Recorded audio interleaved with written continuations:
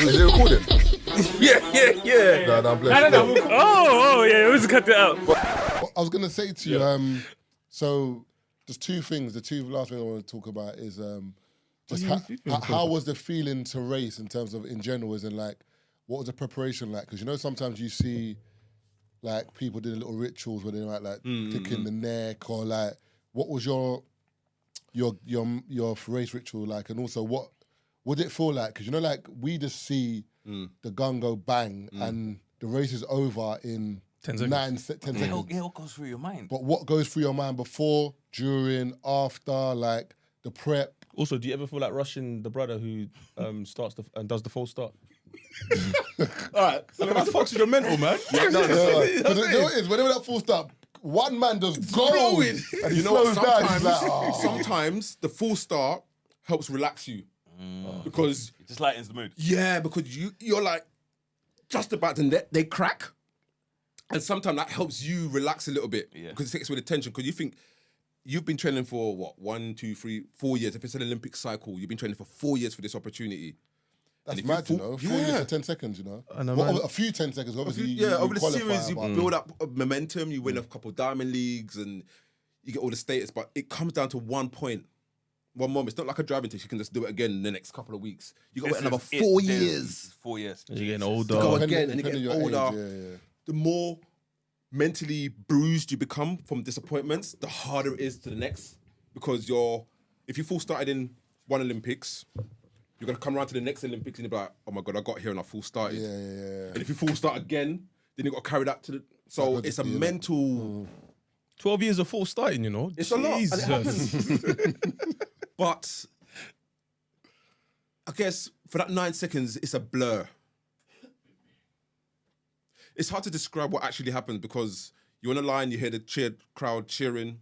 Dwain Chalmers, Usain Bolt. Da, da, da, da. What was your thing when the camera goes on you? What was it again? Like, remember that when they done that? Yeah, that's when I did a little tripped on thing. the first hurdle, blood. Man, I've enough things. I was just angry. What you did? Dwayne done this one. Yeah, I said, look at the gold. my little gold member, you know. So, and then it goes quiet. Like this. Yeah, because it says on your mark. Like, It goes quiet, and then you see how this quiet is now. So if I stop talking, it gets like that, and then the announcer will say set, and then that moment that gun goes bang, you hear the crowd, it erupts, but it's all a blur. Because if you're over, don't get me wrong, lately the good ones are able to stay conscious. Because they look left and they look They're right. conscious of what's going on, so they can be in the moment. Yeah. I guess sprinters back in the day, they raced unconsciously. Just blinkers. The straight. blink but if you look at the Usains, the Asafa Powells, the Johan Blakes, they race conscious. So you see they're running and they're aware of what's going on. So they adjust on the spot. And that's a unique skill in itself because you're not really meant to stay conscious. You're meant to let your subconscious mind do the work. Absolutely. Okay. But these athletes are so robust. They're running and they're looking at the camera ahead of them. So it's different for everybody. Justin Gatlin is like my era. Me, Kim Collins, Gatlin, we're just focused and don't let anything interfere. Yeah, because you man used to have you could see like We're during stern. your race, like you man weren't even like friending each other. Yeah, like, it was there's just none of more that. like you could see We man had was that just Mike Tyson yeah. piercing. If we could hit you, we would do it on the track, but we can't. So we have to show our intimidation through our physical. Yeah. And ultimately, we stayed that way because we have to put on a strong poker face. Yeah. Inside, we're all crapping ourselves. I don't care who they are. They're all standing up line thinking, boy. But on the exterior, we're stone cold, Steve Austin. Usain was different. He would just laugh and joke. But that's always been his style. He's a party guy, so he's always had that. But ultimately, like my thing was always, I don't go on that line thinking I'm going to win, because I don't know if I'm going to win. Yeah. When I stayed on the track, for some reason, the other lanes on the left and right hand side of me, they go blank. And it's a straight line. And that lane that I'm looking down represents where I got to go. Yeah. But within that lane, there's doors that keep on opening. And those doors are like, yo, D, you ready? Yo, D, let's go out. Or you're going to lose. There's always these voices that keep on appearing through these doors. So when I'm staring down like that, I'm doing that to keep them doors shut. Yeah. That focus. Yeah, I'm not looking and thinking, right, I'm going to don't take wanna this see man apart. nothing. Yeah, I have to keep the door shut because they're always kind of rattling and opening. But when the gun goes, you kind of just react. Yeah. And you become good at that by having a training program that you start with the base level, you just do your cardio, your fitness. Then you get to a point where you get to like the competitive phase. So you do like competitive runs on your own. Then you'll have a versus competitive phase where you're doing things with other people. So each of those scenarios you go through, you have to learn to handle your emotions. When you're on your own, you're going to have your own thoughts. Oh, this run's long, I'm tired. Coach will be like, right, you got another run. So you have to talk to yourself. To sack yourself up. To and keep like, yourself in mind. zone, yeah. Then once you kind of pass that, some athletes can't handle it. They'll do a couple runs, their hamstrings get sore. Coach, I'm tired, I'm done. And they'll go home. Some of them, you can manipulate them in their mind and say, oh, the other athlete's doing this. But if you fill them with that fire, then that gets diminished after a time. So you have to motivate the individual. Yeah. Once you can see they pass that, then you have your own time trials and see how fast you can run and how many reps you can achieve. Then you've got to be able to do that against other people. Once you can do that past other people, then it's time to compete. So you want to get race fit, race ready in training. The problem we have over here, in my opinion, we use competitions to get ready. You can't revise on the day. You revise but way before. You revise way before. Okay. You can't get to the race and be like, right, I'm going to do my exam. You can't. You have to get race prep beforehand and get yourself up to that level, to the point where you can look at the exam with your eyes closed and just know where the answers are. That's what made myself superior, because I got ready here. The hard part about that, I had to stay in character for a very long time. So I didn't come out of character. Well, that'll be draining as well, because It's psychologically correct. to be in that zone is... It's hard. Yeah. But the good ones, like you said, Mayweather would be in a club, but he stayed in character. He stayed in character all the time. The character became him. There you go. Yeah. So if you can find yourself like that, in character all the time, but still be cool, then you're onto something good. But typically athletes will... Because training is one thing. With training, you can do a run, take a long recovery, or need a bit of rest. The scenario between training and competition is two different things. You don't have time to recover and rest. In competition, you're in it. You're in that ring or in that environment where that is it. You go to the cool room. This is what's called the cool room. So in competition, once you get off the track, you do your warm up. You're going to be a room sometimes as small as this, and you're going to have all other 8 competitors in this room. And we'll all be sitting like this. Most of them won't look at each other. Because you're all in your own... You're all in the zone. blinkers on. Me, I look at them. That is long, brother. So Yeah, and it could be as small as this. 100-meter final, man's just looking over at you saying like... Yeah. And it can be as intense as that. He's over there doing this. Yeah, man, bumping him, you know. I said, yo, rewind But that. that's why I say, you know what I rewind mean? that, But you know what I mean? What you said is Fuming. important because, you know what I mean? All of these things are things you don't learn about. So like I said, some people are good at racing, you know what I mean? But they're not good in that environment where you then now have to deal with, you know what I mean, being in a room with so many other people. Or like I said, you know what I mean? Especially think of it, if you're an anxious person, you may be an amazing athlete, a runner, whatever. But when you get out there and the anxiety kicks in, it then affects everything else. So if you do not know how to deal with that, or if you're not equipped to deal with that, it then affects, you know what I mean? So it's not like you can run. You could probably be the fastest person here, but because you're dealing with this and you don't know how to deal with this, it's affecting this. So some athletes are like paper. If you stress them too much, they rip easy. Yeah. Me, I rip slow. I don't allow their thoughts to enter mine. So when I can feel the energy, I let it just and come through me. If I stay there and conversate with it, then he's got me. Have you got any stories where someone tried to kind of like... Kim Collins done it to me all the time. Oh. Hated him. And he knows it, you know. Kim Collins. It's Collins. American guy, UK guy. St. Kitts and Nevis. Oh, Skinny yeah. guy, you know, Kim Collins. Yeah, oh, shit. And he used to do what? As in like... We'll sit and chat. And right now I'm just in my zone. He goes, yo, Chambers. How you feel today? You see that girl over there? And he knows we chat about girl all the time. We just bust jokes. And he'll sit there and chat to me. And this time we're in the cool room, you know. But what he's doing, he's sucking my energy and using his. Because any discomfort or uncertainty he's got in his mind, he's dumping it on me. Yep. And then by the time we got out to the line, I'm like, I want to have a conversation with Kim. Kim just like, But big man, in the cool exactly, bro. Remember, have you heard the story about? Exactly. Have you heard the story of Kobe and Steph Curry? No, go on. Where so basically Kobe, like, you know what I mean, with Steph, when he was, you know what I mean, in his prime, when he was getting in there. Remember, Kobe really used to like to play the mental games, and Kobe would study people. So Kobe watched Steph, and he was like, you know what I mean, if you're behind him, he can shoot. If you're in front of him, he can shoot. But Kobe was like, he doesn't like it when you're beside him when he shoots. So literally, anytime Steph would try and take a shot, Kobe was right there beside him, and he would encourage everyone else to get beside him, and it would fuck with his shot. But it's little things like that where someone gets in your mind, where it's literally like he would sit there and you figure out, you know what I mean, the little chinks in your armor. And that's what sports become. It's become psychological warfare. Yeah. And I learned from that because Maurice Green, Linford Christie, they've done exactly the same thing to me. I'll be in the cool room and they'll stare me out like this, come up to my face and stare me out. Mm-hmm. To the point I was like... Because you're uncomfortable, you're starting to think. Yeah. I don't know what to do, so I had to get up and walk off. 1999 World Championships, I sat down in the chair like this, Maurice Green was pacing up and down. He walked up to me and stood in my face like that. I was like... You're thinking, well, bro. I was like, what have I done? I picked up my bag like an idiot and walked back to the other part of the room.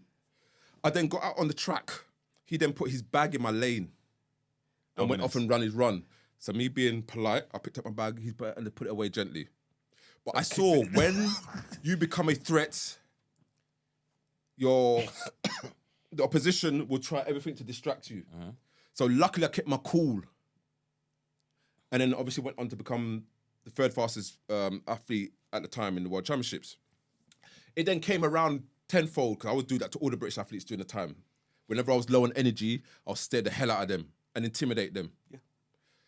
There came a chance in 2012 when I was getting reinstated back into sport after my suspension, because I'd been told I'd never run Olympics again.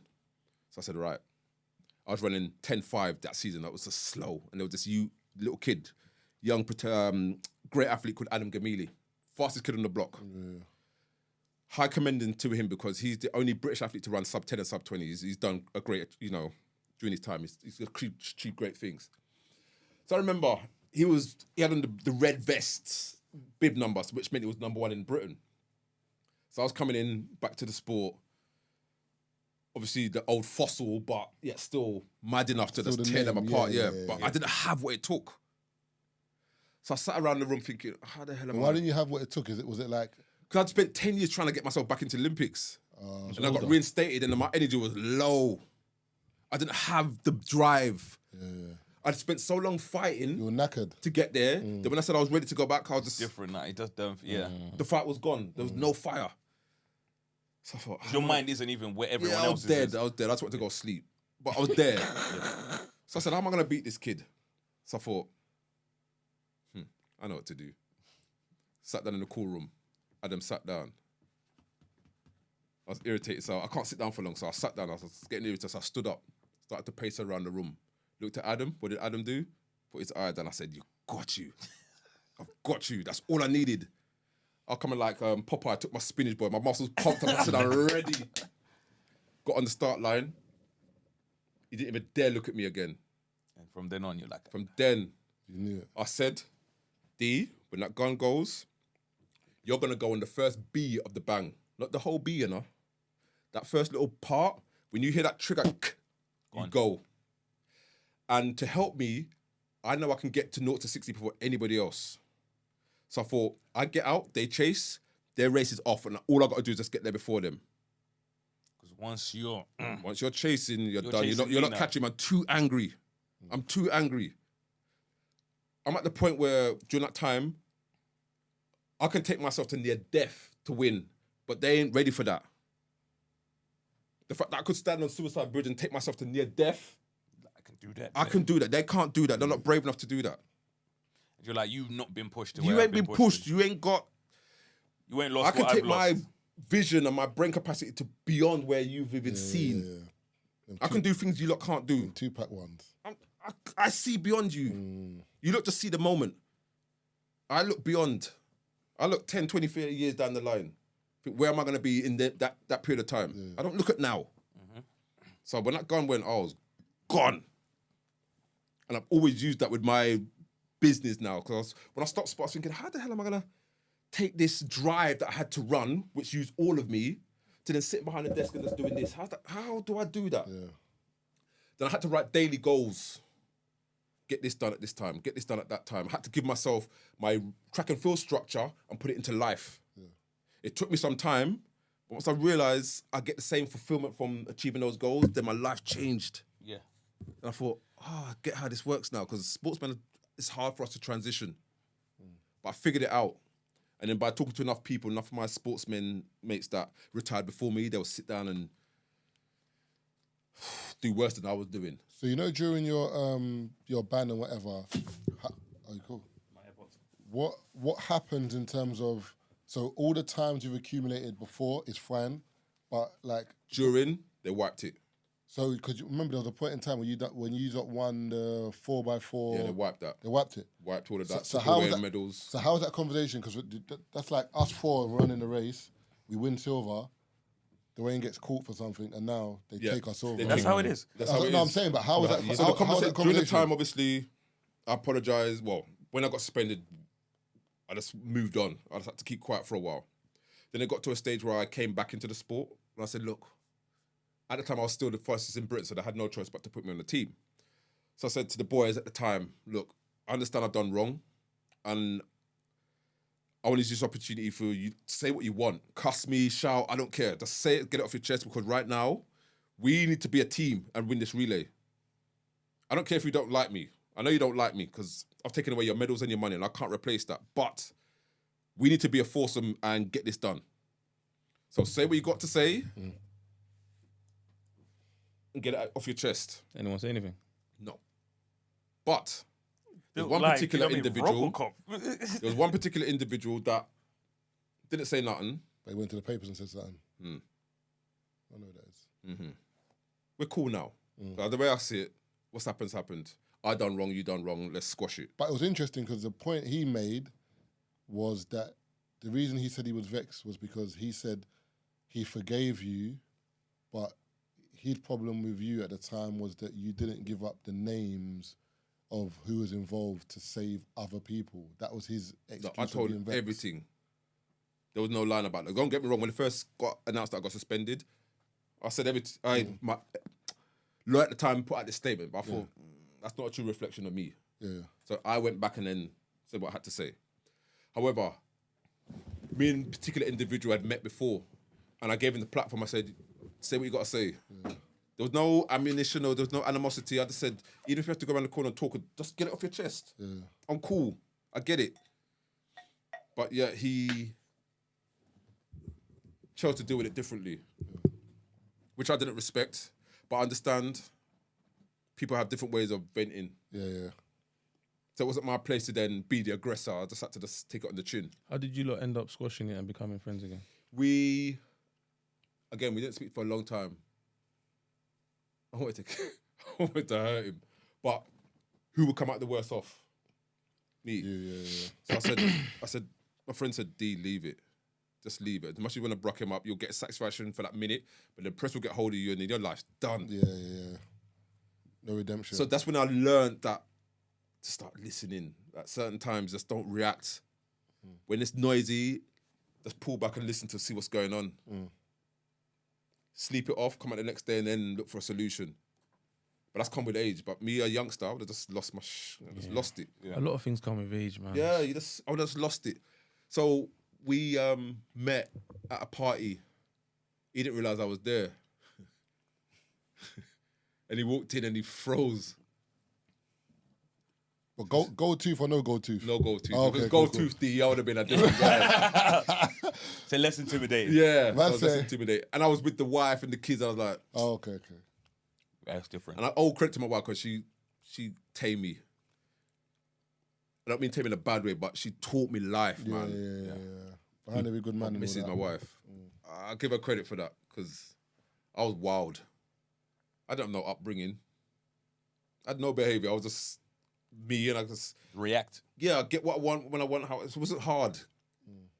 You know, if I run, I get my money. If I wanted women, I get it. It wasn't hard for me at the time, but to then humble yourself and go from all of that to just that was hard. Because you're not used to anything else. No. You know what I mean? Because you've gone from a terrible situation to I am who I am and I get what I get. And then to just... Things said the And same. I always say that's the hard. I think, sorry to cut you off. hard, bro. I feel like that's harder. Going from, you know what I mean, not having anything or whatever to being there, that's easy because you literally shoot up to whatever. But bringing yourself to a point where you have to, you know what I mean, where you're intentional with what you do, where you choose to be a certain way, where you learn to be a certain way, where, you know what I mean, you're like, I could be a different way, because regardless of anything that has happened, you know what I mean, one thing is you are Dwayne Chambers till this day, and when I say that holds weight, so like I said, you could choose to be however you want to be, but like I choose, and that's choice, and that's what, and that's the beauty of it, where you're like, most people don't understand what goes into, you know what I mean, learning this and choosing, like, I want to be here. Yeah, because at the end of the day, you get what you want and you bang or you do whatever, then what? Yeah. Then you got to come on a line and it's a stress. Thing went through that example. A rapper. You just kind of come to a point you're like, do I need to do this? And then it also depends on the people you hang around with, because certain man, they ain't trying to see you progress, because they want to see you stay where they are, because they haven't got the ability or the drive or the courage to step up and stop their behaviour. So they carry on with that behaviour. Yep.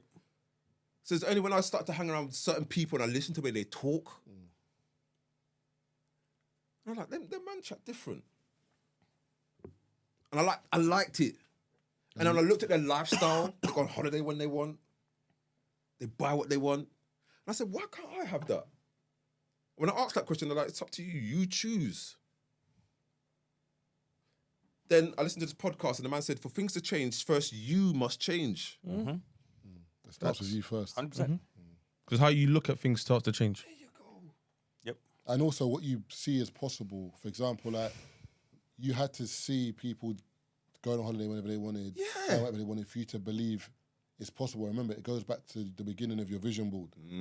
Like, all happened. What you saw, your vision board is what you saw. And now you started hanging around people that what they believed and what they said you wanted, and now it became reality. Even like animosity, like, you know, like, for example, back in the day, like you said, when you were the hothead and disrespect might come your way, you attack it head on. That's like a lot of kids nowadays, like, because they lack the discipline. That discipline, they feel like, oh, this is a disrespect. And you know, like, sometimes you listen to like someone who's like 15, 16 talk about disrespect in the hood or in the ends or whatever, and you're like, you're vexed because of that. Yeah. But unfortunately, remember, sorry to cut you. The thing is, unfortunately, as men, the only certain things are not celebrated. So, for example, like crying or speaking about certain things are not celebrated. The only thing to celebrate is anger.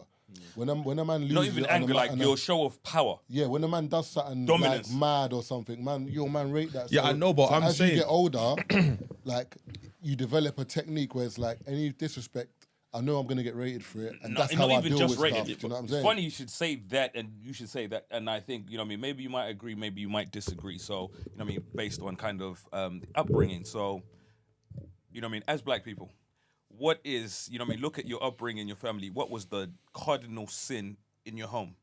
Disrespect. The one thing with your parents, disrespect was punishable, you know what I mean, the worst way. Your parents were the one thing is you cannot disrespect me. So we grew up looking at disrespect as one of those things is when somebody disrespects you, you deal with it properly. So it's one of those things where in a controlled environment, in your home, whatever, it's harmless for the most part. You know what I mean? It's harmless in your home because it's in a controlled environment. But then what happens is you leave your home, and when somebody disrespects you, the first thing that pops in your mind is, you know what I mean? You don't take disrespect. Wherever we come from, you don't take disrespect. And it's one of those things where you don't we don't even think about it as a big thing like that. But we've been our whole lives, you know what I mean, as, you know what I mean, black Brits, I don't know if it extends to America, wherever, we can speak to for what we know, but disrespect is one of those things that you've been conditioned to believe is you do not let that slide. You know what I mean? Your parents don't let disrespect slide. Your teachers don't let disrespect slide. You know, black community. We need to change this narrative on that. Because it's dangerous. It's very dangerous. Because these kids take it out onto the streets and then literally like, you step on my shoes, that's disrespect. You bump into me, that's disrespect. But that's the point I was trying to make. So, for example, the level of disrespect is different now. So someone could be standing right next to you and whispering in your ear, telling you that because my man steps on your shoes, that's a big disrespect. You're like, I'm not bothered. But that's I'm the not problem. bothered by it. But here's the thing. Yeah, the problem is there's no metric. So And I feel like that's where the problem is. There was no situation where, okay, it's just a small bit of disrespect. There's this punishment. It's a high level of disrespect. So with our parents, what in our home, it was great because it kept you out of trouble outside of the home. Because where your parents wanted to regulate you, what they didn't factor in is that's how you then start to deal with things when you leave. Where there is there's disrespect here, there's disrespect here. All of this is disrespect. And they're not taught how to handle exactly. that or the get out clause. And the way your parents would deal with it is if I, you know what I mean, literally, if I'm fierce here, if you do this and I regulate you here, you're not gonna do this. So literally, I don't want it to get to a point where I have to deal with you here. So if I, you know what I mean, give you everything here, you will never get to this. So when you go out there and people do stuff, you know what I mean, and they give you a level 1, I don't want you to come back, you know what I mean? I don't want to deal with you at a level 10 or a level 100. You come at me at level 1, I'm going to show you what I'm about. You never come at, there's no 2, there's no 3, because you know what I'm about. Yeah, but people start looking at you differently because they're like, yo, brother, why are you reacting like this? Because it's level 1 disrespect. Wait, like, at least wait, let me get to level 7 or something. But this is it. You say people look at that, but then some people, that's what I'm saying, but other people rate there's a respect to it. He's about it, yeah. My man's about it. And also as well, remember, in your house, as Keith explained, like, disrespect, there's no parameters. With your mum, Tazer, there's no she wait for you to get to a level 5. But when you're on road and you add a madman in there or someone who's unhinged into that scenario, finished. It goes from beating up someone to maybe stabbing someone. Yeah.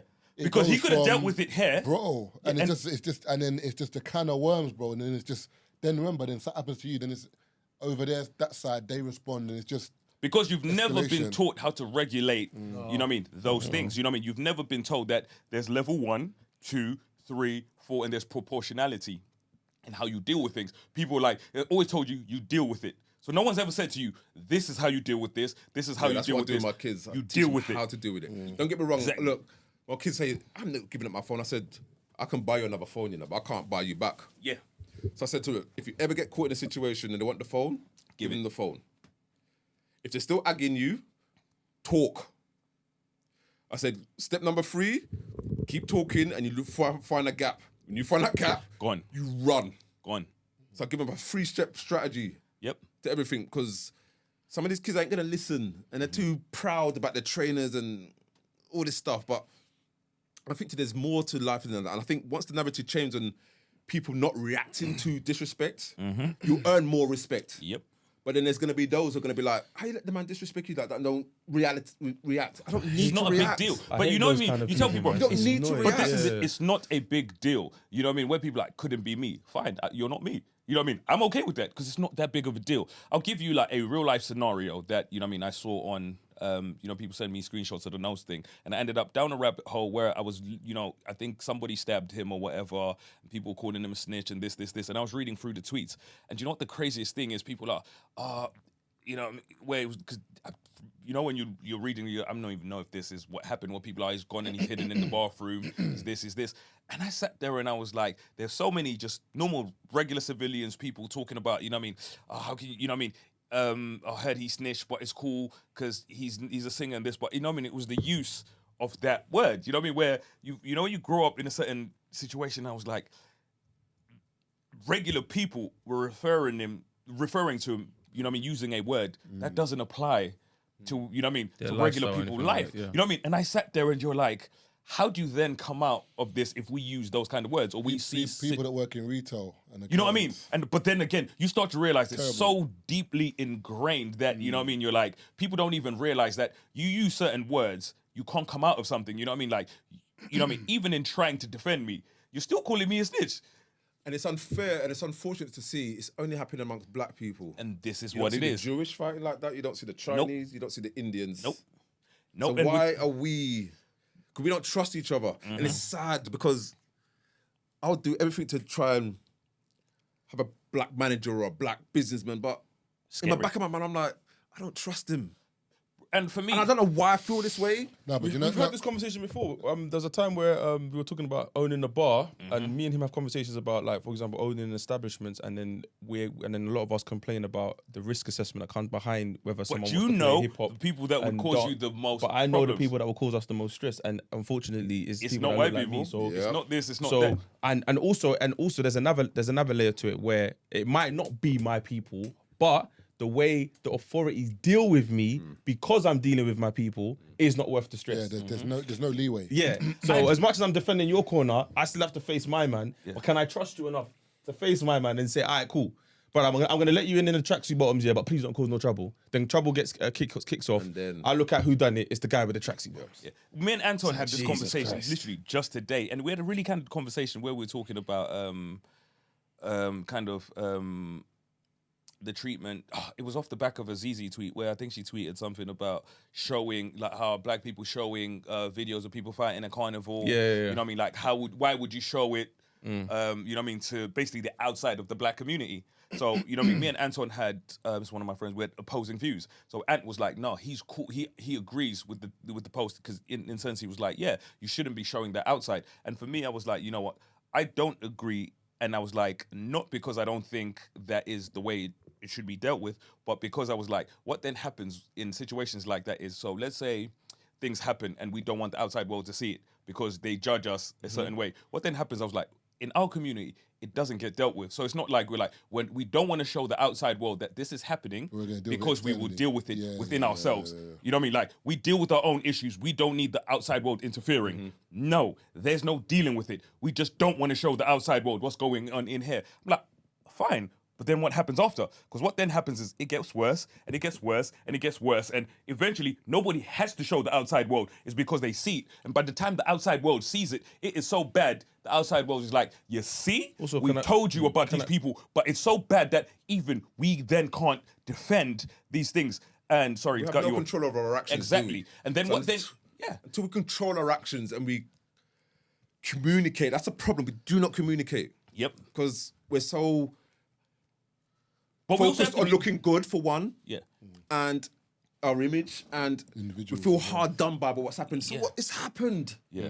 But we also have to be willing to deal with situations amongst ourselves. You know what I mean? Where, you know, when people talk about it takes a village to raise a child, you know what I mean? People say this, but no one ever raises the child because nobody wants to deal with other people's children and this, and this. So it's one of those things where, same thing I was talking about, parents that don't want teachers talking to their kids a certain way. And I'm like, that's fine, but that leaves it all in your hands. So if you then don't do anything, nobody regulates your kid. You know what I mean? So we don't want the police in our communities because police a certain way. We don't want the police dealing with things. So I tell people, if you actively then protest police dealing with this, and this, it leaves the onus on us, But even which growing- means we have to do something. People then don't do anything. So we go out there and we protest. We're like, screw the police. We don't want them in our communities. And then no one does But anything. even growing up, like if I was to bunk school or something, and I saw like someone that my mum knew or uncle, and I was fuming because I knew You're going to hear it's it. getting back immediately. Whereas kids now can just see you. Oh, what's going on? Yeah. Don't chat to me. Because they know that. Because technically speaking, a lot of people now will be like, "It's not my kid. I'm minding my own business." Bro, Do you know what I'm saying? It's very,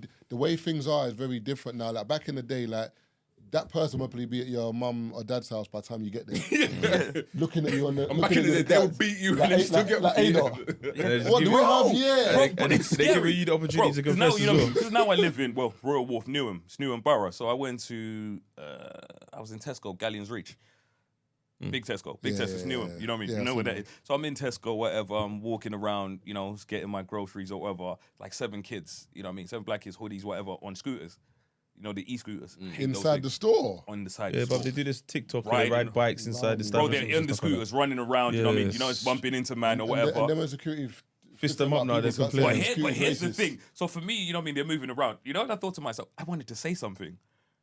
And then I thought to myself, nah, they stab people. Yeah, they stab. Bro, I It's sat mad, there, innit? think about it. I sat there stab. and I was like, and you know when you're like, I can't even have a conversation with Stab, bro. But back kids back that in the look day, like me. Because I was terrible, bro. But- Mum's life. I sat there and I was like, I looked at these, then 14 to no older than 16, 17. And I sat there, Marvin, and I was like, nah. that's what I'm saying. Leave But back in our day, Leave it. someone would have said to you, "Get off the scooter." Yeah. What are Auntie you would've doing? told you. Like, and then that's it. And also, my thing is, like, I don't know if you saw the thing the other day where the kids ran into the sweet shop. And just like licking bare. Like, what Doing are you, things. What are you sort doing? But like, as a person, Marvin, you're scared. If you were there, you would have thought to yourself, no, that's not even that. I'm looking at it like I get it. As a kid, we were troublesome. But not like we this. done things that we shouldn't have done, but there was a level of respect for Adults. establishments, adults, and it's just like. and there's a level of not wanting like- to shame your family. No, do you know what it is? But we've fought so long for like not equal rights, but as in like as black people, we've been marginalised, this and that. It's like you sort of just coming to fuck up the ting, man. Like, they've low, given us man. equal rights, but we're not utilising it. They've given us what we wanted, knowing that we're going to squander it. It's like giving us £1 billion. We're just going to spend it and put it back in their pockets. A rope to hang yourself. So we need better education, but that's not going to come from the foundations that are in place. The problem we have, the parents are going to educate their kids because they're the problem. too concerned about looking good and going out. You see that? I see that too concerned and looking good part. That the part I don't like here is when people act as if they're perfect.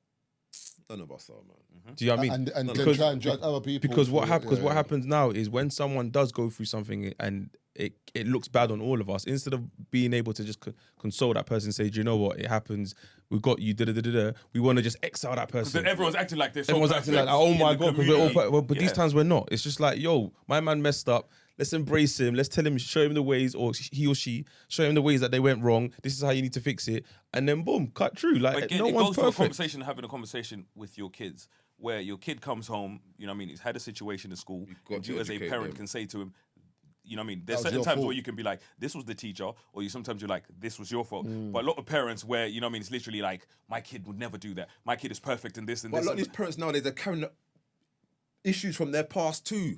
So if they're not dealing with their issues, how can they give advice to their kids? So it's literally offloading. You know this is what's You happening. just reminded me of something. So, Brent, do you remember the conversation I had on the day after?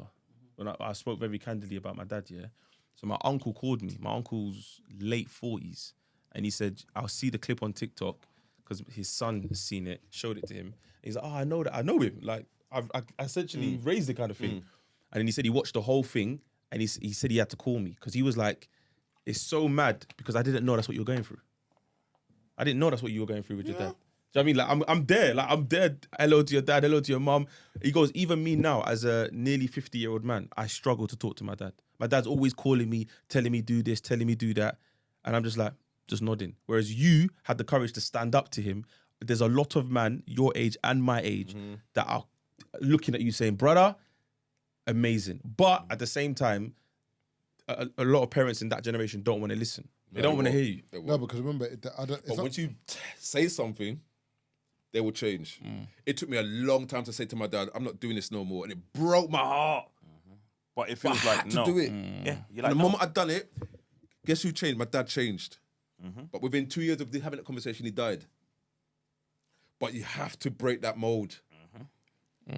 Because then whatever you do, you set the trend for change. And I think it's how you do it. If you do it respectfully, it's like if you're Correct. rude and you tell a man, shut up. Yeah, get my don't do face," that. It's cool, but you can they get to a point where you're like, listen, you know I'm a man, or I'm getting older. You can't keep doing this because, like, even if you're hard headed, it will go in. So like, he might not hear it then, But it will sink but in. he'll be sitting down Yeah. and then One day it'll it'll just replay on it, replay yeah. and it'll be like, it's Yeah. true, you know, I've been harsh. Because remember, sometimes people reflect. You could be like me, you could have a mad argument today, mad argument. I think I'm right, you think you're right. We could both go away. When we calm down tomorrow, I might start thinking, oh, that was a bit harsh on Tage, you know? You might start thinking, yeah, I shouldn't have said that to Marv. All it just takes is, because remember, once you get that moment where, like, as you said, the voices die down and you hear the little voices, I mean, the noise dies down and you hear the voices, you calm down and you kind of like process stuff. Then the next step is one of you has to make that move. Yeah. That's when we get a little bit stubborn. But I've become that person that builds that bridge and said, look, you know what, I've done wrong. Yeah. So I always enter in a hostile environment with a calm persona. But then can you also, you do realize that even though you've entered that scenario with calm persona, that doesn't necessarily mean that the other person's gonna. And that, no, welcome this, it doesn't. But for No, you, but I as feel like People yourself, forget but- that part as well. yeah, but- Just because you apologize doesn't mean I have to accept it. And it might not, but then it allows me to say my piece, and I've got it off my chest. And have peace with yourself. And I've But got it peace gives with you the myself. opportunity that one day you may, you know what I mean, see things differently, and you know that, you know what I mean, it's open to. No. I just said No, that no, no, I just for understand, yeah. people listening because Yeah. there's a lot of people that get into situations and When like, they're but I said- ready to But I said deal with sorry things. though, and it's like Yeah, no, no. just The because you said person sorry doesn't. doesn't. Yeah. But like I'm saying, I've now created an environment where, let's say if me that and person Marv, was- me and Marv have a disagreement. If I'm in the wrong, you know what I mean, I create an environment where Marv is pissed, but you know what I mean, if Marv ever gets to a point where, he decides to be cool with it, he could then come back because I've built that bridge where he can cross it when he's ready to cross it. You know what I mean? So, like you said, Taser, some people feel like just because I built the bridge, you have to cross it now. No, literally. And they get upset if you don't cross it. Yeah, exactly. That's another problem. And that's so the why problem. did I say sorry? So that way, and that's like, it. You know what I mean? You're not apologetic. It's more like, you know what I mean? You want to kind of control. You know what I mean? You're like, I have done wrong. So literally, it's one of those ones. I apologize, and I'm creating a situation. You know what I mean? Where one day we can be cool or whatever. You know what I mean? It's one of those things. But within yourself, you're like, I can live within myself, and I can move forward, knowing that, you know what I mean? I accepted what I did. You know what I mean? I acknowledged what I did. I confronted what I did. And then I've come to you, you know what I mean? I've apologized sincerely, and I've created a situation. And you've also got to be careful with your terminology of language. Yes. So, again, listen to podcasts. Again, I'm not the strongest reader, but I listen to audio books. I drive a lot, so I just listen. And this podcast was saying, be careful how you approach certain situations. So if you can see somebody's upset, you don't go and say, what's wrong with you? You say, what's bothering you? Yeah. Because you saying what's wrong with you could make them feel that you're done. Saying something's Yeah, wrong with and them. you're attacking them as well. Yeah, You're so saying again, it's just terminology of language and how you approach the situation, your body language. If you're going into an environment with anxiety in your energy, they feed on that. So I'll always make sure I kind of rehearse before I go into a situation, and I kind of play out scenarios and how I'm going to respond to certain things. And if they fire up, I'd stay quiet. Because if they fire up and you're firing, nothing gets resolved. So when they're shouting, I just stay quiet. Yep. Funny enough, I learned this from my wife because I used to be so tight-lipped, it would drive her insane because I wouldn't talk. But I learned once she got it off her chest, it took me days to then digest it and then come back. But I then learned to stay quiet. Okay, this is what I'm going to say. Can I say my part now? Yeah, process it. Yeah. And then process it. Because I'm not a quick responder with argument. I can't argue. I don't know how to do that. But I learned to just relax, listen to it, because more time when my wife's vexed with me is because I've done something wrong. Yeah. More time. I'm not listening. So I've just said, okay, I acknowledge what you said. How do we move forward? What do you think I need to do better next time? So when I talk to her like that, I then get the response I want from her. Yeah, but what if you're in a situation where you don't feel like you've done anything wrong? See, that's where... Well, then I would say, you know, I'm not in the wrong here because of X, Y, and Z. But she's still demanding change. No, But but I and think, then sometimes that's just how the situation may be. But if I feel strongly about what I've done, I'm going to argue my point. Yeah. but you know, I feel like what Dwain's saying, the same thing with my dad. My dad used to always say, he always had this calm demeanor. So anytime something mad happened, there was an argument, I never heard my dad shout. Because he was like, yo, what are we shouting for? Let's talk. Just talk. And then that already would create like a calm and a peace. Because, for example, my mum would be more fiery and be like, well, so already, if me and Dwain have got an issue and I come in his room and I'm like, yo, Dwain, what are you saying? Already, Dwayne's like, what would you mean? Yeah, you get your back up. Do you know what I'm He's saying? already amped, yeah. Whereas if I come in and say, Dwain, bro, what's the problem, man? What's the issue? Dwain, even if he is on fire, he's seen me come in calm. And he's going to be like, bro, I don't like how you address me. And I'm like, bro, but I didn't do it. Then it's a different conversation. You know what I'm saying? It's very much like how you address something and how you come in. And with age, I'm kind of learning And that also, as well. that doesn't mean that You're... excuse my French, you're a dickhead. Yeah.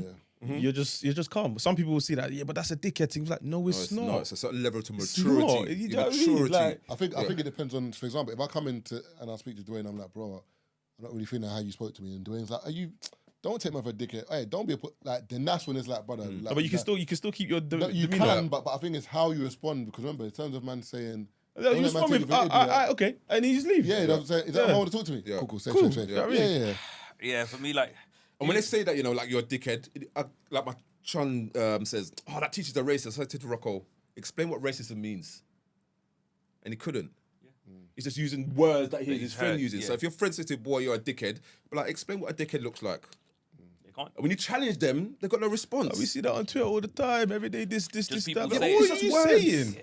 But after what they're saying, they can't explain it. Explain your word. But I said, bro, dealing Explain it to me. What's that mean? dealing with issues is just hard as a person. I feel like, especially as men, I can't speak just for black men, I say just men in general, is especially when you come from an environment where everything is just always heightened. So we come from an environment where it's a dog eat dog world, where you always have to react with aggression because you're like, if I show weakness, I'm gonna get, you know what I mean? I'm gonna alright get with that, you know? eaten. You know what I mean? Because I go to bed at night and I wake up all right. Yeah, and for me, so I then ended up in a situation where, so I went from one extreme to the other extreme, you know what I mean? And I actually ended up in problems where, you know what I mean, I've lost people, lost, you know what I mean, partners over where, for me, I went from, you know what I mean, where I'd react erratically to not caring. I would not caring, where I just wouldn't speak for days. You know what I mean? Where, and people wouldn't understand that. So, you know what I mean? Like, you know what I mean? Partner would, take it like, raw. Why wouldn't you speak to me or whatever? But in my mind, then I was like, because I didn't want to do the other thing. Yeah. You know what I mean? I was like, I don't like. Don't send me there, because yeah. But it's but with people, I'm like, I haven't learned an in between. So I was like, I'm on a journey to learn the in between. So I went from I could either do this or I could either do this. Neither of those things are good. You see what I'm saying? Because like you go a couple of days without speaking to your partner or whatever. It's not a good thing. No. But I'm like, it's better than me losing my fucking wig. You know what I mean? I was like, I know which one. I prefer this one, but I know the best one is somewhere in here. But I don't know it. Yeah. Nobody's taught me that. Yeah. I'm learning it. I don't know how to deal with certain things. I know that at that moment I felt like it's best to just keep this. You know what I mean? And I know that if I didn't do this, I would have done this. Yeah. You would have been way angry at me for doing this. You know what I mean? So I picked this, but you're still mad at me because I've done this. But like I said, it leaves me in a situation where I'm like, you know what? I'm in trouble. But at least I didn't do the other one. That would erupt. You see what I mean? But people just don't understand that situation. I was going to say two things. So before you mentioned that you don't know what happens in the like Asian community, white community, blah, blah. They're on smoke still. Yeah, that's what I was going to say. I was going to say like they have their problems too. Let's not make it seem as if it's just us. I used to live in Tower Hamlets. Them man were on smoke still. Did you see the news about the 100-man machete the other day in East? Oh, no. Like yesterday or the day before. Oh, serious? There was a big fight. Bro, 100 man with machetes. But you know what the thing is? It's another conversation we had today. So you know when you talk about, you know what I mean? I wouldn't say exceptions to the rules, things, anomalies and stuff like that. When you get to a madness, like let me ask every single person in this room, and you can answer however you feel. Like let's say, you know what I mean, white man, and there was a white man and an Asian man, or you know what I mean, a black person, someone that looks like you know what I mean? Of those people, like if you were to get into a madness or whatever, you know what I mean, for you, who do you think is most likely to kill you? The one that looks like me. Based on, you know what I mean, the situations. I'm not saying that's right. The beef don't end where we are. That's the problem. You know what I mean? Tazer, when we were speaking with Ant, he brought up football. He was like, football events, they have madnesses and this. And I was like, I hear that, but we are the only people that want to take it further. You know what I mean? Where Mandem don't leave it there. But PK came in here, sorry to cut you off, PK came in here and he talks about when he got into white madness with them white dollies and they battered him. And at the end of the fight, the guy was like, you know what I mean, you fought well. Let's keep it moving. And he's looking at it like, what? Give me a lift over. Bro, the guy was like, drop me off down the road. And he's like, and he's looking at it like, what? Because in our community, it's like, that's not done. He's looking at it because PK was like, I wanted to get it. It's not done because I ain't won. Exactly. But this is how it works in our community where you look at winning, man. Like, you know what I mean? Whoever wins that fight didn't win that fight. You know what I mean? Because you're going to go home and guys are going to be like, you like the man? You see what I'm saying? But like I'm saying, at white events, Tazer, like you said, man will punch each other up and so on and so on. But 9 out of 10 times, you know what I mean? It ends there. With people in our community and stuff like that, it doesn't end there. And that's why I was saying to people, that is the difference. All of these things happen in different demographics or whatever. We are, and like I said, if anyone's listening to this and they can dispute this, if I'm chatting shit, if I'm lying, if I'm talking out of my ass, let me know. But it's always within our community where we take things a step too far. We've seen people Tazer not get let into raves and they come back and shoot up the place. Yeah. Am I gassing? Why did we do that, man? This is my thing. People will come up and shoot up the place. People get ejected from a rave and they want to lock the whole dance off. You know, one of those ones where venues have lost their licenses because certain people haven't been let in. You know what I mean? Because they think to themselves, me, not get into here. Yeah. You know what I mean? And that's why I'm saying, like, we have such a permanent way of dealing with things. Same thing with when black people in our community don't like anything, we have to finish it. Yeah, you know what I mean? Collectively, we have to. It's not enough for you. Sorry to cut you. It's not to enough not like for, it. like, for example, if Keith doesn't like something, Keith, stop listening to it. No, he had to rally up 1,000 people. Like, no, everyone knows. Let's rally together Let's and finish cancel it. It's like, bro, like. What, you like that? Yeah, it's like, brother. So now what we do is we rally up. So I will find another 10,000 people that don't like it, and we will spend all day shaming people that do, and by the time we were done, by the end of that day, that's gone. You know what I mean? And that's why I say, like, when you look at your situation then, if you were to have that situation now, it would have been so much harder to come back because of the way social media is. Like, you would have had these people camped out where you're now dealing with this and that, you know what I mean? Well, you have people that were 4 years old when that happened. Now they're 17 and they feel like he doesn't... Yeah, that would have been a wrap for me. I was gonna say, no, no, but that's the reality of it. And it's, you know what I mean? With black people, I'm like, why are we so permanent in the way we deal with? Remember, Gorilla, the film, Idris Elba film, Idris Elba TV show, whatever. Black people didn't like certain things about the show because it had, I forgot what, you know what I mean? I forgot the Asian lady's name. You know what I mean? Sorry for, you know what I mean? I forgot her name, but people felt like it was wrongly depicted. The way it was done, they just felt like it could have been done differently or should have been done differently, whatever. So instead of being a situation where like, okay, this was season 1, season 2, or season 3 or whatever, anything you do further, we feel should be like X, Y, Z. Black people like boycott it, fuck this show, fuck Idris Elba, fuck her, fuck everybody involved in the show. We're never watching it again. But what people don't then take into consideration is, you know what I mean, Sky Atlantic, I remember Sky Atlantic is the channel that did it. They sit there, they think black shows are long. Because if we do one, the risk versus reward is high, because if we get it right, we succeed. If we get it wrong, we're finished. Because, you know what I mean, they will destroy it. You know what I mean? They will ruin it. So like, what is the point in us doing it if the risk versus reward? So like, there's no, the show can be okay. That's why we got no black show, no Desmond no more. Because, because you know what I mean? Because within our community, it has to be perfect. When I say perfect, I mean every single person that watches it has to agree with it. Because if they don't, or if you have enough people that don't agree with it, you're finished. Or the wrong character playing the wrong part. Oh, you know what I mean? Well, it's a little thing, you know. And it's so mad, yeah. It's because they're just there's some situations where they're just more noisy because you could actually have more people that like it, but you're just focused on the people that don't like it. And also, remember what Dwain was saying about his life in terms of there was a point in time where he kept responding to the articles in a particular way, and it was giving him heat. So because it was giving him heat, certain brands and race meetings were like pulling away. So that's what happens now with brands. All it takes is for one person to say something and people jump on it. Yeah, that's what happened now with brands and TV. They jump on it. People will be like, TV shows are like, it's getting too much heat, let's allow it. And that's what happens. Because even, I know this is a bit off topic, but I don't know if you saw, you know that the chicken wing thing where you eat the hot chicken wings?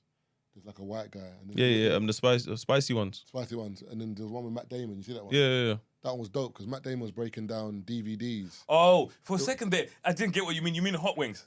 Yeah, the hot wings. Hot ones. Oh, hot ones. I thought it was spicy. Yeah, hot ones. It's hot wings though, isn't it? Hot ones. Yeah, wings. Yeah. No, show's called Hot Ones. Oh no, but I'm saying, but they eat chicken with hot wings, innit? And he was basically saying that a lot of film houses back in the day, there was 2 revenues of money. So it was like the cinema was one revenue, and they knew that once it came out of the cinema and it went on DVD, they'll get a second wave of money. So movie houses or production companies knew that we can take more of a risk on this film because even if we don't hit the box office properly, we're gonna get a second wave of DVDs. But it's like once DVDs became obsolete, these production houses or film houses were like, we only get one wave of money now. Yeah. So there's no more gamble. Nope. We can't say, do you know what? Let's gamble on that film because we'll get the money back with DVDs. We can't. So we've got to be sure it's gonna that work. This film's gonna hit in the box office because that's the only money we're gonna make. Everybody's chances of getting involved. That's reduced like the pool of movies because now, a producer or director would have been like, let's take a punt. Nope. Even if we don't make 100 mil, we'll we make something. 20 mil. We know if we don't make 100 mil at the box office, we'll make 100 mil on DVDs. But now you don't have that. So that's why they all just go for the same actors, the same whoever's popping. Now you need similar a stories. sure thing. You know what it reminds me of? You know when AJ lost a few weeks ago, or 1, 2, 3 weeks ago, whatever it was, is a conversation about not Anthony Joshua, Mayweather. Losing was okay until Mayweather didn't lose. So now losing in boxing or combat sport is like, bro, you lost. But you know what I mean? Go back to Ali, go back to Tyson, go back to George Foreman. All of them, man, lost at some point. Yeah, but Mayweather, nowadays, bro, I will never forget, I was on Snapchat after AJ lost, and this one girl, and I was like, you don't even know boxing like that, you know what I mean? She says like AJ shit. And, it rattled me to the core because it was like, raw. And literally, like, when you go on social media or whatever, and I was like, you can sit there and you're like, this wasn't his best fight. The last fight wasn't his best fight. This. But they were like, Anthony Joshua was shit. You know when you look at this person, you like... But bro, that's social media now. But not even just social media. But it just shows you with people like... But, you know what I mean? We're in an environment now where you're not allowed to lose. Think about it. AJ has won more than he's lost. No. But in the grand scheme of things, when we look at it, but the way people speak of, like when you look at the way people speak of him in general, it kind of shows you that we live in an environment where you are not allowed to lose. Like who? But would these people say the same thing in his face? Never. People become brave behind a screen or on a keypad. It's easy for them to say that because they're not seen. Yeah. That's what I'm saying as well. That remember, social media. When you're, for example, when you're racing now, back in the day, or when you're going through your trials and tribulations, only certain people had a voice. So other athletes, commentators, pundits, say what they want to say. had a voice. You know what I'm saying? So you only heard what, not people that were respected, but you heard people with a voice and an opinion what they had to say. But nowadays, everyone's given everyone a voice. Serena. So now everyone just talks. Everyone just talks. Have you seen the Serena interview where she's talking to a reporter and he's grilling her, talking about her losses or something? I forgot what it was, but the way he was speaking to her was disparaging. And then she was like, and that's why I'm Serena and you who you are. You know what I mean? You are who you are and you could never do what I do. And literally, I think she was frustrated. Where you're like, you've got you. There's any person that has never stepped in this arena and you want to then challenge me and speak. And you know when you're like, and usually, you know what I mean, she's cool, she'll speak well, but she's like, no. He was being patronizing. No, you're speaking. No, I'll find the link and I'll send it to you guys. But it's one. She laughs.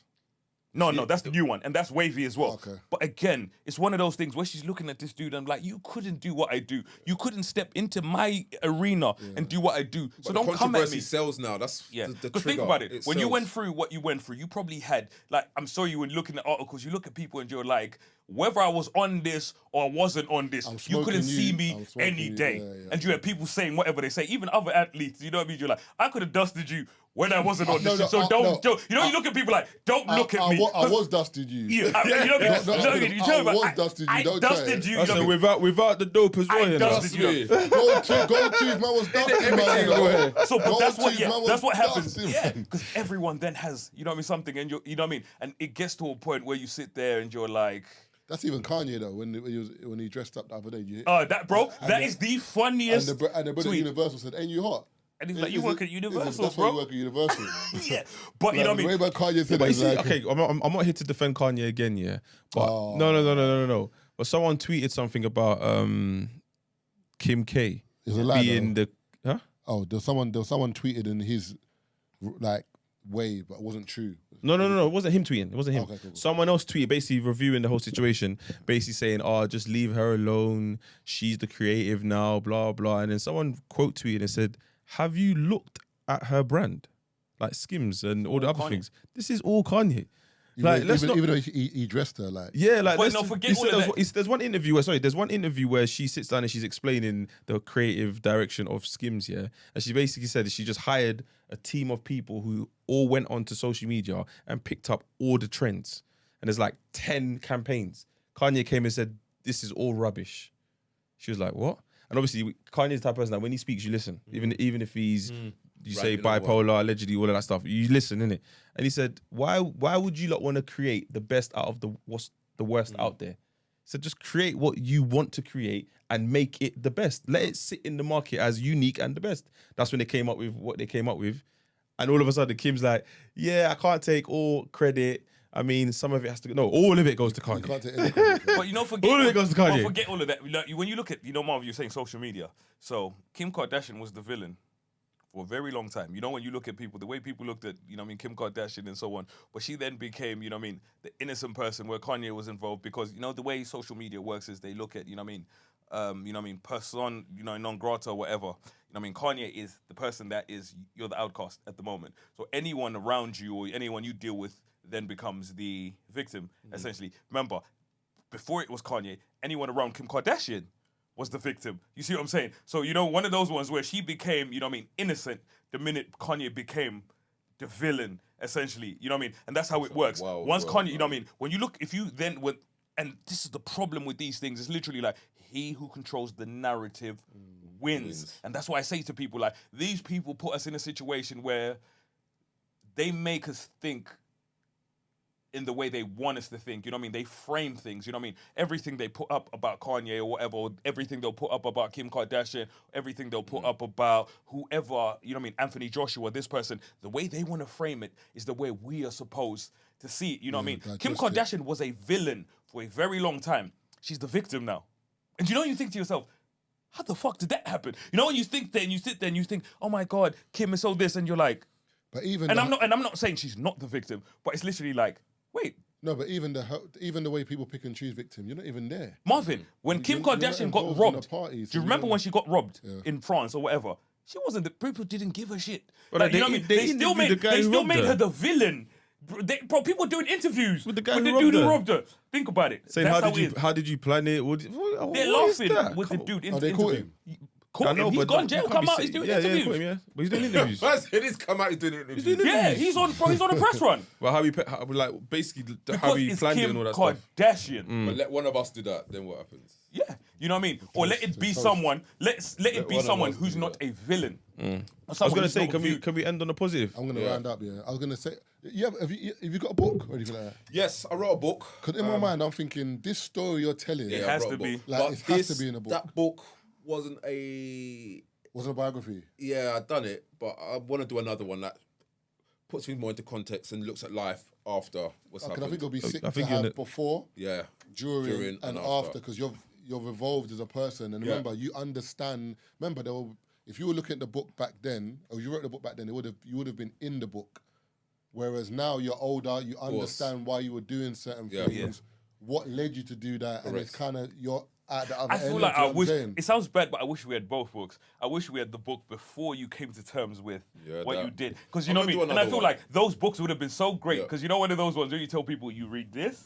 And then you read but this. The funny bit, not even a book. I feel like if you were to have like a mini film, like a biopic. That's one thing I want to do. I'm really got to a stage in my life now where I'm going to put the time and effort into this. Yeah. Just like you said about Kanye, you create what you want and make it how you want it to be. Yeah. So when I do things now, I do it in the point that when I'm gone, it's still going to be a reference point. Because I think long term, I'm thinking whatever I put out, it has to last beyond me. Yeah. Because my skills can only take me so far. But the message I want to leave behind is what people can always use. Long term. Long term. Because I always refer to a phrase. If the breadcrumbs of your message isn't being picked up by other people, then you need to change what you're saying. 100%. If you're saying something and people ain't picking it up and using it, then the message is nonsense. So whenever I talk, the breadcrumbs I leave, people are like, I like that one. I'm going to use it. Yeah. And that's what I do now. I just want to make sure I leave a lasting message. And there's an honesty, and it's crazy, you know what I mean? Like, there's an honesty about you that you don't see very often. Because like I said, you know what I mean, you've come to a point where you know what I mean, you've accepted, you know what I mean, everything and how it's happened, you know what I mean, in your life. And, you know what I mean, you come across a lot of people that are still clinging on to, I was hard done, I was this, I was that, you know what I mean? Because like I said, you could have still been, hanging on to that to this day, to cling on to this, because I want to do this, this, and this, but you get to a point, you know what I mean, you've gotten to a point in your life, and it's genuine. You know when you have a conversation with someone, you're like, this is genuine, this person has reached a point where you're like, I've done this, I have learned from it, and now you can learn from this. I got my final question, so in the example podcast I listened to, obviously, Stephen asked him, like, what was it? What was the moment that made you... He asked who? It's Stephen Bartlett, the guy who does the diary. He asked Example. Okay. Yeah. So he asked him, basically, obviously, you were doing... Because Example says the same thing similar. Like, he got everything, money, women, car, all of that stuff he was enjoying. So he said, what was the one moment that made you think, nah, I need to stop this? And he said his mum came to him and said, I don't like this person you've become, and started crying. And that was when he said, you know what? Things need to change. So what was your moment where you could say, you know what? I'm not going to stop lying, man. This is the truth. This is me. Or just changed you around, isn't it? Yeah. Made you say, you know what? My son, my first child, because it got to a point where I was just reckless. I had my kid, I was still reckless. And my missus said, you got a choice. You can either be here for him or not be there for him. And I grew up without my dad. And I didn't want Sky to have somebody else. Yeah. And I thought, no. And it took a lot of courage because I knew it meant I had to get rid of everything else, which I loved. And there's a person in me that still loves all of that. I'm not no different. I've got multiple personalities. Some of me likes to drink, like all this madness, but is it worth it? Yeah, I have to tame them. I have to leave them locked up. So when they come knocking on the door, like, D, I want to go out. Some of them I have to suffice and say, all right, child, we go out tonight. Yeah. But some of them I have to just lock them off. I have to be stern with some of my personalities. Yeah. And when she said you can either be here or be gone, I sat there and I thought, I have to be here. yeah, I got to be here. I got to be here. Sometimes you need the ultimatum, boy. Yeah, it put me in a spot and I thought, she's talking to me in a way different because all the other girls are like, yeah, I'll do anything for you. And she's telling you, she like... just told me plain. I thought, I'm saying to you, she just Marv, told you, man, like, you know what I mean? And that, you know what I mean? What? You don't want me to chat to you on a level, man. All these guys to say yes around you. You know what what I'm it saying? is? You know, but you know what's crazy? Yeah, I'm doing it. But you know what is crazy? Because, you know, I feel like it's, you know, when someone says to you, you know what I mean? For you, it was more than just, you don't want to be this. It's literally like, do you want to be your dad? yeah, it was just like, this is your And options. you know, you're like, I don't want to be yeah, that. I couldn't. When I sat down, I said to myself, D, do you want to be a part of this or not? Yeah. And I said, I want to be a part of it. I love it. And that was it. So I watched the video the other day, Terrell Owens. You might have seen it. You might have seen it as well. Terrell Owens, you know what I mean? He ran 40-yard dash. At 44. It wasn't 4.4. No, it was 4.39. No, he's 44. Yeah, he's 40. So Terrell is 48, 44. He's is it? 48. So he's 48. He ran a 40-yard dash in 4. It was literally 4.3. I think it's 3.7 or 3.9. Actually, he said 4.4. They were like, no, it was less than 4.4 seconds. So he ran his 40-yard dash. Man. Have you had any moments? Let me show you. It's crazy, bro. I love the video, yeah, because he just went crazy. 48. And I think when I looked at you, it reminded me of this.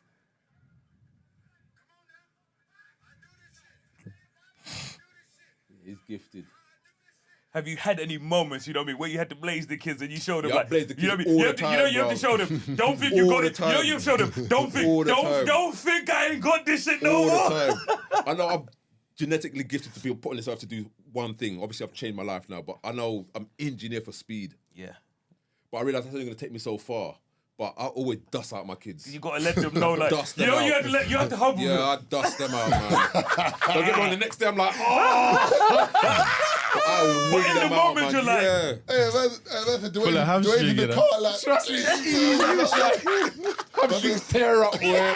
But in the moment, sometimes Wait, you have to mate. show them, I still got this. I still got this, man. And that's because I don't win many races. So when I get them little bonuses there, boy, So take I'd say, them. okay. it kind of feeds the ego Yeah, and like, man. feeds A the question spirit. now, so like I said, you know what I mean, in terms of, okay, where you're at in life now, you know what I mean, in terms of running or whatever, have you set, not even records or whatever, what's the best you've achieved in recent times where you look at it and you're like, I can live with that? You know what? I recently took part in the British National Championships this year in Manchester. And for my age, 44, I ran 10.5. Ooh. Which ain't slow for a 44-year-old. It ain't slow for nobody, but It ain't slow. you know, you said that ain't slow for a 44-year-old. Trust me, I had to That put ain't the slow for 44. nobody. 10.4. 10.5. But Bro, that's point couple seconds from. Think about it. You saying did 9.7 something, a right? second, yeah. Think about it. Tazer, it's not a full second. What's your 10.5 Tazer. 9.97 for the 100. So it's 0.6 So slower. it's still and he's decent. 45. So, but Fuck. that doesn't suffice me like it used to now. Running was all I knew, and it's all I had. Because I didn't have a vision beyond running. Yeah. Whereas now, I've got my academy, the Dwain Chambers Performance Academy. I have over 100 kids there. Incredible. My responsibility is to them and my own kids. Love that. I want to create an environment where kids are encouraged to fish for themselves. Now you can give them fish or you can teach them to fish. Correct. We love that. And I'm all about that because I coach and I talk to kids the way I wish I was spoken to. Because once we're gone, these are going to be the next prime ministers and politicians. And if they haven't been given an alternative way to think, they're going to be too one-sided. Yeah. So whenever they're in a situation, I always encourage them to think another way. Yeah. So they'll come across that crossroad. When somebody says to them, I can take you from number 5 in the world to number 1, You need I to want them tell to them, be able say, to say, you know what? I'm okay working myself up to number 1. But even it depends, Exactly. because someone could say, I want to take you from number 5 to number 1, but it could be the right way. Good. It could be And through, do you know what I'm saying? So you need to assess what's being said to you But right. and, do you know what I'm saying? critical thinking. And apply critical thinking and then even speak to someone about it. And with that, if you could ask that question, then you could say, okay, let me go home and think about it. Yeah. And Rather than speak to saying, someone. yeah, I'll do it. Go home, digest it, research that person, find out a little bit more. Yeah. You know, so And also remember, there's always that saying that sometimes in life, if it's too good to be true, more times, unfortunately, like obviously there are exceptions to the rule, but most times it is too good to be true. Not all that glitter as is gold. It's not always. But nah, man, love for coming. Sometimes it's bronze, you know what I mean? Love for coming through, man. This is actually a really good episode in terms of like, because even when I spoke to my brethren, as I said, Matty, like we were talking, and it's like we didn't know the ins and outs of the story. We just saw the band, the outcome. Yeah. We didn't know what exactly happened, so it shed quite a lot of light. Anyone who loves athletics or even knew the story, even if you didn't know the story, you kind of know it now. Do you know what I'm saying? Even if you do what I did, so for example, when Marv confirmed that you were coming, I obviously went to YouTube to do a bit of research, and like I said, the stuff that you've got on YouTube that are like 10, 11 years old is different to what he's saying now, because again, I guess there was like media training and his lawyer was telling him what to say. So if you actually want to kind of take in the growth, you can go and see those videos and be like, okay, cool, this is how the story played out then. But then you listen to you now, and it's like, okay, this is what happened here. So and also, it's very interesting. Your foundation, or the academy. The academy. Are you taking more kids? How do people? Yeah, so sign up. My website is www.chambersforsport.com. Okay. I've got all the information on there in terms of how kids can. Is there age group? It's from 9 to 21 years of age. Okay. We run tasting sessions the last week of every single month. Okay. And effectively, we teach, it's a full athletics program, but ultimately, we're teaching kids life skills through sport. Okay. So when training gets hard, life gets hard, you still get up and carry on. But we create an environment where we talk about stuff. So when it gets difficult, you use us as a bouncing board. And from that, I've got my own competition events that I host. I want to create an environment where kids learn through sport, because not every child can learn through school. Yeah. And the thing is, I'm not going to lie, growing up, I believe I learned more life lessons when I was doing athletics and football than I did actually at school. Because school, you only learnt with books. Yeah. Whereas with sport, if we're losing, it builds character. Like, as in, how do you bounce back from a loss? When the chips are down, do you go again?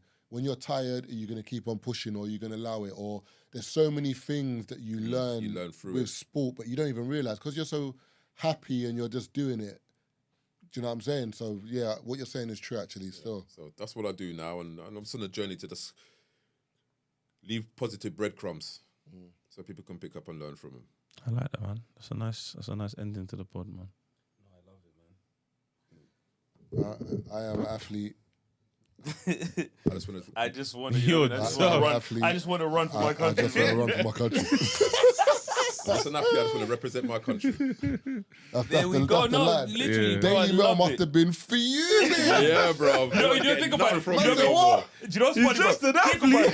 Bro, some journalist that's out there and you're out there trying to score some points. And all the other journalists are telling you that literally he's easy pickings. You know what I mean? They're telling you you're gonna get an easy story. The first journalist to get that response must have been thinking, Dwain's easy. Bro, he must have. Bro, Tazer, do you know what I could compare it to? Have you seen those videos where an ant finds some food?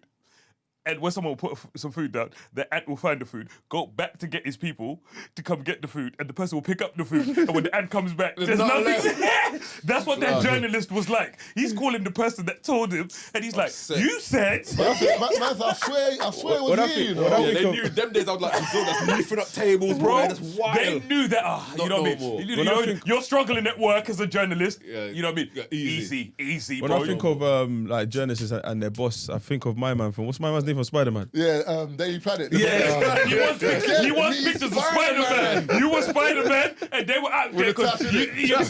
You were out there doing some Spider-Man shit. Right, bro. And the day you stopped doing Spider, you know when they couldn't find Spider-Man. Yeah, you know what I mean? Man said, hello, I'm Peter Parker, and I am Spider-Man. Jesus, bro. We're getting nothing for me. No, but no, sick, you know what I mean? That's absolutely incredible. When I feel like 7 families. Oh God. Damn it. Yeah, but no, honestly, for me, this has definitely been one of my, you know what I mean, favorite conversations in quite a while.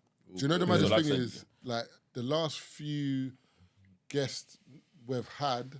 You don't have to indirect Keith Murray like that, bro. No, this guy's dumb.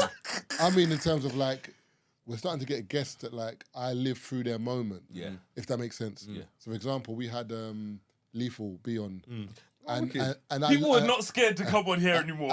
And yeah, that. But I live through. We've grown. Growth. I live through power. Not that we've grown. There's no one else scary anymore. The same. So for you, it's like I've lived through your moment. Yeah. And you're gonna have. I'm not gonna bait up other guests, but there's other guests that are gonna come through that. Again, we've lived through their moment. So it's kind of mad because for us it's sick because it's like we've got to the stage where like we're interviewing like the people who were like here are our peers now, as in like because we're having a conversation. But like if you told me I'm gonna have a conversation with Dwain Chambers 10 years ago, I'm like, never. Oh, okay. Yeah. And we're here chopping up like, and it's, do you know what I'm saying? Can we end And I up? also want to, sorry to cut you off, and I also want to say it's one of those things where it's not even purely an interview. I like one of those things where we get to see you in your element, you know what I mean? We get to have a fucking conversation. Yeah, where, like I said, you go to somewhere where, you know what I mean, we've got a list of questions. Yeah. And you know what I mean? Like, we want to have, as you can see with our conversation, it goes a million different ways. But I always feel like that's the best kind of conversation because I feel like it brings the best out of us and it brings the best out of you because it catches you off guard in a way. You're like, this conversation has gone here, there. But I feel like people get to hear Dwain Chambers in a way they've never heard. You know what I mean? If they've listened to you anywhere else, they never listened to this. And people get to see your personality. And there's no one that will go away from the interview and be like, I don't like that guy. Like, everyone will be like, brother, you know what? Man's had a hard life. And he's come out the other side. My last input is so basically, I keep mentioning it, but it was because it was whether we like it or not, it was a very impactful episode. But the episode with Keith Murray, there's some people have reached out to me and commended our way of handling, professionalism of handling it. So I want to play a voice note of someone who sent it, and I hope he doesn't mind. Ate my olives and I was fuming. No, we saw it in real time. But I was like, bro, you didn't give it to me. Sorry to cut you off. So literally, you know, you know Keith Murray. You know Keith Murray rapper. He drank both your drinks as well. Bro, he drank my drink. He drank your drink. So literally, my drink was here. We had him on. So you know what I mean? I've come in. I had these olives. He asked about the olives. You know, he was joking around. So I think he's playing around. Like olives. Like you can have some. Cool. We're talking. Oh, so you offered him? Okay, cool. No. I said he can have some. Yeah, no, I'm saying. I thought he just no. You said you offered him. I offered him some. Yeah, no, but I don't know. I thought he just took them. He picked up the whole thing. He started drinking it. And I was sitting there like... He was drinking olive oil. He was drinking olive oil. He ate the whole thing. Cool. Literally. You know what I mean? Cool. And olives kind of tangy and sour, don't Brother, he drank the whole thing. Cool. We're going along. We've gotten to a point where he's asked for some apple juice or whatever. And I was like, yeah, grab your cup. I'm going to pour you some apple juice, man. Grab the bottle. He grabbed it, sipped it, and I'll keep that. He drank it straight from the bottle, you know? I said, keep it. You know what I mean? I was like... The funny thing is, as off-key as the interview was, I think it was still a good interview. Yeah. As in, the thing is, because you weren't feeling it. No, do you know what it is? He hasn't listened back to it. Listen, the thing is, sometimes... Okay, maybe because I was in the moment, it was mad uncomfortable. When you're in the studio sometimes, yeah... You didn't tell him what... The dude wanted us to do the interview topless. No, he was messing around at the beginning, man. No. If you started backing off tops, he wouldn't have said, yo, put your top back on. Why? But listen, it was just random. Like, he was doing things that... We started singing. We've never... There's 317 episodes. We've never sang. This guy had us singing. I sing that. But that's not singing, bro. Yeah, no, we haven't. But let me play this voice note, though. Yeah, he was like... Take your tops off, let's all do this. Yo, Tazer, man, listen, I posted it on Twitter, man, but yo, thank you again for this pod, man. You and the man, them. Like, your professionalism is out of this world. Bro, I'm a kind of older listener, yeah? And I know Keith Murray is like my time, and the character he is, who he is. For you guys to do the pod, like, where it's unpredictable, shows a lot of confidence, shows a lot of professionalism, and that you guys are built for this, man. And yo, I'm not even gonna be surprised the type of guests you get on there because you guys are ready for this, man. Yo, I'm just appreciative, and you got family in Manchester, man. Yeah, thanks again. Oh, wicked. Man, that's sick, sick, man. What was that drink? Was Drink Champs? Yeah. I respect it. I had to play that one, man. That's a little figure.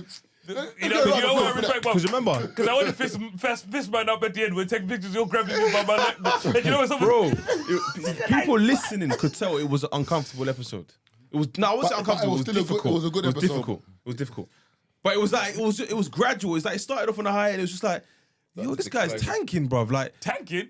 You Yo. like, I feel like this is, like, I love this because nice. you know what I like about, not even being nice, I like how we view things differently as people. Because I looked at this, I was like, for me, that was fuck from the beginning. So literally for me, it was like... We said fuck from the beginning. No, bro, to the point we where... all knew, but you know... No, you man. You just read it You out. know that we're on a plane, yeah, and the plane's got mad turbulence. Some people all respond three of different. us are like... Experiencing turbulence we're differently. panicking, but I'm not looking at Taze or Keith because the moment we do, It's we gone know off. the plane fucks. So everyone looked forward. That's what the episode was. Everyone in their head was thinking, "Oh my god!" Everyone was. You man didn't realize. Do you know there was a point where I matched his energy. Where I was like, "Do you listen to Lil Zen?" Because I'm like, if this is what we're doing, you know what I mean? I've asked you some. Yeah, but you gotta remember, I clocked you were doing that, but he wasn't receiving it.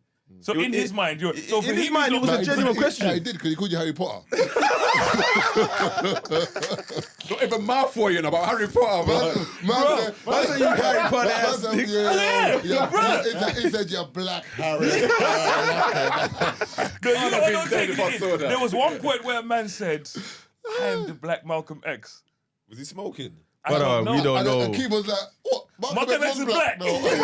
Look, you know, like we had it, and it's funny because in that moment, you know, and you're like, you don't want to. Episode, I'm telling you. Because no, we paused because the nigga said, "I'm the Black Malcolm X." Look at the talking points. It's a good episode. And it was like, funny still. You know when I was like, I paused for a second, but he got me because I nearly, you know, H2O.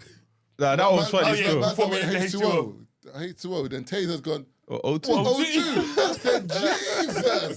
So take the hydrogen out of that, bro. No. One of the funniest parts, it's not even a funny situation, but it was funny in the studio, was when we started talking about DMX and he goes, no, 1 minute silence. And everyone put their head down. And we're looking at each other like, I'm doing the Kevin Hart. I'm looking at you like, what? How long's this minute, bro? No, because he's over there, yeah, and he's doing this, like, he's reminiscing, like, he's he's listening to the album, bro. I'm like, so when do we go back in? Like, but it catches you off guard because we were sitting there thinking, who decides when we come back in? Who's gonna break the silence? Yeah, because you know what I mean? Because you're all sitting here like, even the pod, like when I edited it, that minute, I'll cut that. Yeah, you should have left it, man. I don't even think about the chief, brother. Nah, the silence was long, no. The silence was long. Oh, man. People thinking, what? Nah, man, you should have left that. That was 15 minutes, bro. We were silent for like 15 minutes. we were quiet. No, you know, he had us. And I feel like it was a respect thing. Where, you know, we all love even DMX. from the singing, Marvin would have been fine because Marvin loves to sing and play around. Me and Tazer were there like... Tazer, but no, I was humoring him. You know damn well I went in the singing. I can't lie though. The hat though. Oh, yeah. He has orange and blue. Keep it stay away. You know why I respect? You know why I have to respect Marvin? He was like, I bought you a hat. Bro, he put the hat on my head. Put on Keith's hat. Do you know why I respect it? Because Marvin ain't posting out them pictures. Oh my god, bro! He put the hat on me, and I'm standing there like. The thing is, I could hear the conversation about the hat as well. That's why I stayed in the toilet. I didn't finish pissing. I said, I can't be able to entertain this guy, man. I won't take long to wash my hands. When I finally came out, Keith's in the chair like. But you know what I mean? I was looking at, bro. I was happy when I didn't see none of them pictures online. I was like, Marvin guessed. No, I'm gonna post it still. I'm gonna post it. No, not that one. Not the one with the hat though, but that normal one. Nah, keep the one with the hat for like a live show or something. We'll put on the thing behind it. No, you don't understand. When you must have pictures with grips in man up. Bro, he put me in the headlock as well. Bro, the way, bro. You know, listen, Dwain, you're not hearing what's going on. The guy had man in a headlock. I said, yo, I'm looking at Brad like, take the picture, man. This guy's got me in a headlock. I'm here like looking at them man like. Bro, no good, boy. Not gonna be that's like disrespect. I'd be like, you know what? I take the disrespect today, boy. Let's round up, though. I want to do 3 shout-outs. Alright, cool. So you know, I got this thing now. Whenever someone meets me and holds me up in the road, I'll write their name down. Oh, okay. And I'm gonna like hold them up. So I'm gonna try and keep it going. So, but you know, okay, cool. Let me just say something here. You know, once you open these gates, I don't really care. It's gonna flood. What? It is what it is. It is what it is. If we go say hello to him, yeah, he's gonna shout. Do you know what it is? But then it'll get to a point when they put I'll say, yeah, it's closed now. The deadline's closed. But shout out Hamza in Heathrow Airport, man. He was like about 17. He's come up to me and was like, yo, listen to the podcast. A man called Arenaze at Bond Street today. Man was like, hey, yo. I was checking out your cheeks, brother. I can guarantee you, bro, whoever that is, Marvin, his whole family knows you're talking about him because, hey, you know, how many niggas you know go Alizé? But why is the man looking at you saying, hey, yo? No, because he was like, brother, I've been listening to you from day one. No, I'm joking, Love, man, like, whatever. And then lastly is The Fiend. Who? The Fiend. You meet Daphne. No, The Fiend still. You sure it's not Daphne? Oh, babes. The Fiend. You say slide the DMs, yeah? No. It's someone I know that said that she listens. She works at Selvages. She listens, and she's a big fan of the pod. So if you can shout her out, hopefully I said her name wrong. I mean, it's right. If I said it wrong, I'll say it next week. Daphne. in case that's how your name's Nah, pronounced. that feeds. Cover all bases. That feeds. the road. Yeah, love for coming through, man. Love for Take your coming time, through, man. man. Appreciate it, though, man. Thank you, man. We just need to take a picture. Where's Brand to take the picture? Nah, not even. And that was episode 317.